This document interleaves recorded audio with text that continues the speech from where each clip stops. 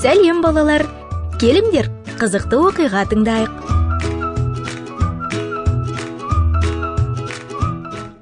Дос па, қас па? Қалай ойлайсыңдар? Ол Иерусалимнің тар көшелерімен тездетіп жүріп, артына қарайлап, жүгіріп бара жатты. Ақыры ол бас діни қызметкердің сарайына жетті. Сол жерде жабық есіктердің бірінде Исаны өлтіруді жоспарлаған адамдар жиналды.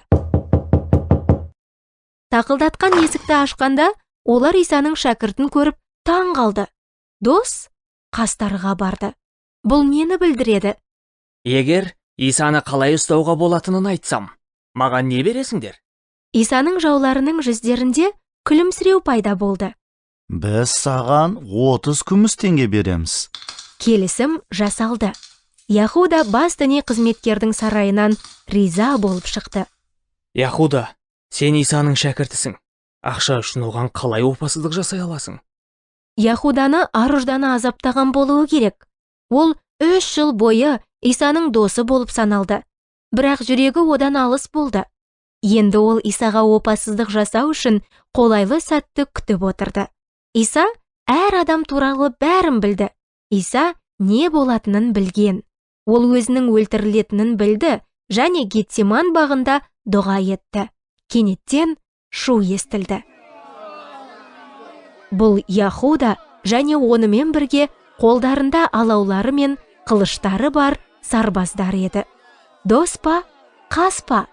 Бірде Иса былай деген: кім менімен бірге болмаса, маған қарсы болады. Яхуда иеміздің бетінен сүйіп, оған опасыздық жасады. Сарбаздар тез арада Исаға жүгіріп барып, оны ұстап алды. Олар оған қатыгездік көрсетті. Олар Исаны ұрып соғып, бетіне түкірді. Содан кейін кінәсіз, әділ Исаны кеңестің алдына әкелді. Жалған куәгерлер оны айыптады. Ғибадатхананың қызметшісі оған айғайлап: өзіңді ақтау үшін не айта аласың? Иса үндемеді. Ол бірде-бір сөз айтқан жоқ. Айтшы, сен шынымен Құдайдың ұлысың ба? Иә, бұл рас. Мүмкін емес. Біз оған сенбейміз. Ол өлуге тиісті. Оны ұстаңдар. Ол өлу керек. Олар оған сенгісі келмеді. Ал одан әрі не болды? Бұл туралы толығырақ келесі шығарылымнан естисіңдер.